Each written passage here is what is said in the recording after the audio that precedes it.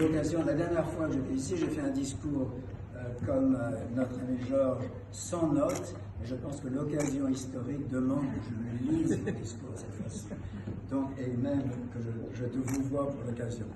Donc, monsieur l'ambassadeur, très cher Georges, madame l'ambassadeur Sylvie Berman, qui devrait arriver dans quelques minutes, madame l'ambassadeur Fou, madame l'ambassadeur Bird, qui est ici, et monsieur l'ambassadeur Emmanuel Lenain, chère Géraldine aussi. Chers amis, c'est la deuxième fois, cher Georges, que vous accueillez les membres de l'Asia Society dans cette belle résidence du Portugal à Paris. Nous y sommes tous très sensibles et vous en remercions du fond du corps. Votre hospitalité est légendaire, comme l'est d'ailleurs celle de votre pays, le Portugal, si cher au cœur de tant de Français. Certains pourront se demander pourquoi nous fêtons le lancement d'Asia Society France à la résidence de l'ambassadeur du Portugal. La réponse est triple. D'abord, sans ordre de subordination de mes arguments, nous sommes de vieux amis. Depuis l'époque où, alors que vous étiez en poste à Pékin, nous entretenions une saine émulation, une nobile gara, comme disent les Italiens, quant au fait de déterminer qui de nous deux organisait en Chine les dîners les plus intéressants, les plus amusants et les plus appréciés. J'ai fierté à croire que si dans d'autres postes, vous n'aviez pas beaucoup de compétition et écrasiez la concurrence, à Pékin, je vous ai rendu la tâche un peu plus difficile. Ensuite, vos qualités d'amphitryon ne sauraient néanmoins occulter que vous êtes d'abord un très grand diplomate. Même si Talleyrand, qui en connaissait un brin, prétendait que le meilleur auxiliaire d'un diplomate, c'est bien son cuisinier. Vos compétences, on le sait, ne se limitent pas à savoir opérer ce choix stratégique.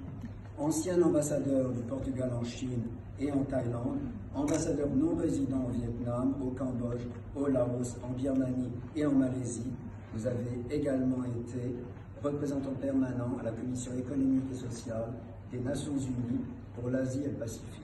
Vous êtes donc un expert de la zone et nous sommes très heureux que vous ayez voulu honorer chacune des manifestations que nous avons organisées depuis un an pour l'Asia Society France par votre présence.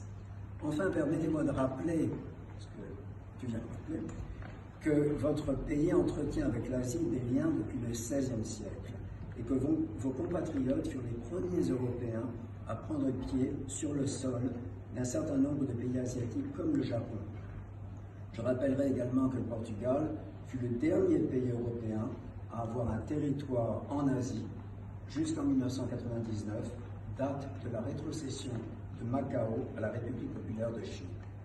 Enfin, votre diplomatie entretient donc des liens pluriséculaires avec la plupart des pays d'Asie. Il est aussi un pays qui compte en Europe par la vigueur de sa diaspora et des convictions européennes très ancrées, défendues avec brio par votre diplomatie. Ce n'est pas un hasard si au cours des années récentes, le Portugal a su placer deux de ses fils à deux des fonctions les plus éminentes sur la scène internationale, la présidence de la Commission européenne avec José Manuel Barroso et le secrétariat général des Nations Unies avec Antonio Guterres, qui est un très bon ami à toi, je le sais. Je crois en la diplomatie, en ces temps troublés qui voient poindre une conjonction de périls sans précédent, notamment en Asie. Le rôle des diplomates n'a jamais été aussi urgent et aussi essentiel. La diplomatie est l'art du compromis. Elle se forge dans la capacité à dialoguer avec son interlocuteur, elle se forge dans la compréhension née de la connaissance et de cette part de curiosité qui fait que l'on est capable de s'intéresser véritablement à l'autre, de prendre en considération son point de vue. C'est un art noble, comme la boxe.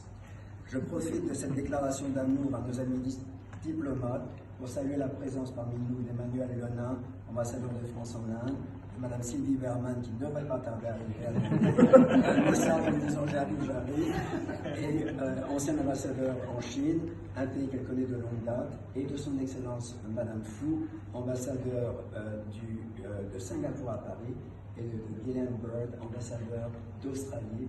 Je vous remercie de vous être joint à nous. À la place qui est la sienne, modestement mais avec une grande ambition, l'Asia Society France entend servir la diplomatie. Non pas celle d'un pays, mais celle globale qui entend contribuer au dialogue au service de la paix. Il ne s'agit pas d'un mantra, mais d'une méthode, celle qui consiste à multiplier les occasions d'échange, à développer la connaissance. Elle le fait à un moment crucial de l'humanité qui voit la résurgence au premier plan de puissances asiatiques. La qualité du dialogue que nous pourrons entretenir avec elle conditionne en partie l'avenir du monde. Ce sera notre honneur que de tâcher de contribuer à ce que la France, Europe et Asie nourrissent en ce sens le dialogue le plus fécond possible. Et je vous remercie tous.